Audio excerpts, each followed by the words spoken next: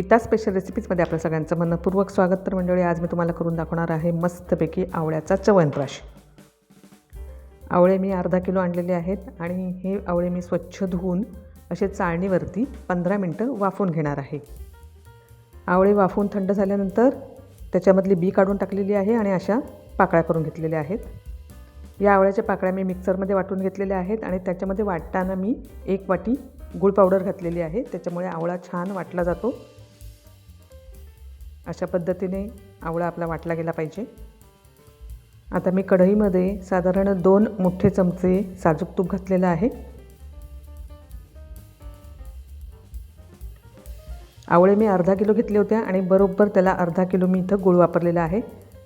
जर तुम्हाला आंबट वाटत असेल तर तुम्ही अजून याच्यामध्ये गूळ वाढवू शकता. याच्यामध्ये मी ही दालचिनीची 2 ते 3 पानं घातलेली आहेत. दालचिनी घातलेली आहे साधारण 3 ते 4 तुकडे आणि लवंग इथं घातलेली आहे. पण मी हे जे घातलेलं आहे खडे मसाले हे मी 1-2 मिनिटांनी परतून याच्यातून काढून टाकणार आहे. जर तुम्हाला आवडत असेल तर तुम्ही याच्यामध्ये थोडीशी दालचिनीची पावडर, लवंग पावडर असं जर वापरलं तरी चालू शकतं, पण याचं प्रमाण कमी ठेवायचं.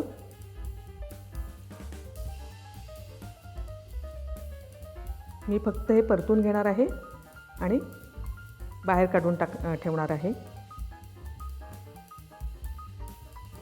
बाजारातून आपण जो च्यवनप्राश आणतो आवळ्याचा, त्याच्यामध्ये खूप औषधी पावडरी असतात, पण याच्यामध्ये अगदी आपण कमी साहित्य वापरलेलं आहे आणि अगदी झटपट असा हा आवळ्याचा च्यवनप्राश तयार होतो. खडे मसाले मी काढून टाकलेले आहेत आणि आता याच्यामध्ये आपण घालणार आहोत ही जी आपण पेस्ट करून घेतलेली आहे आवळा आणि गूळ याची, ती आपण घालणार आहोत. आवळा हा अतिशय गुणकारी आहे आणि थंडीमध्ये आता आवळे आपल्याला खूप ताजे आवळे मिळतात.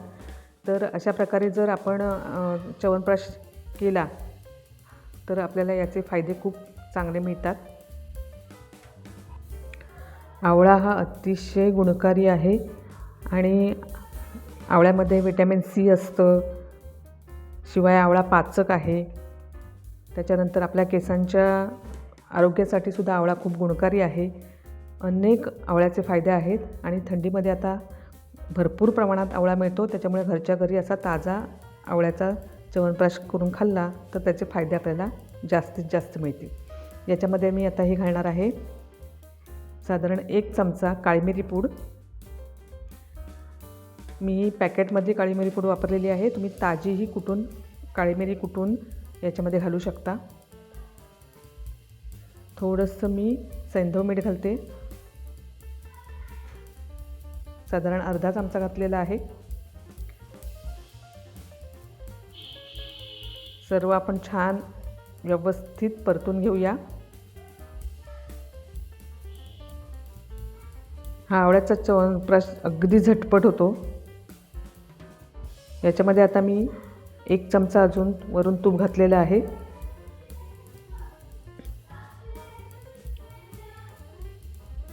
आणि आपण हे छान आता मिश्रण घट्ट करून घेऊया.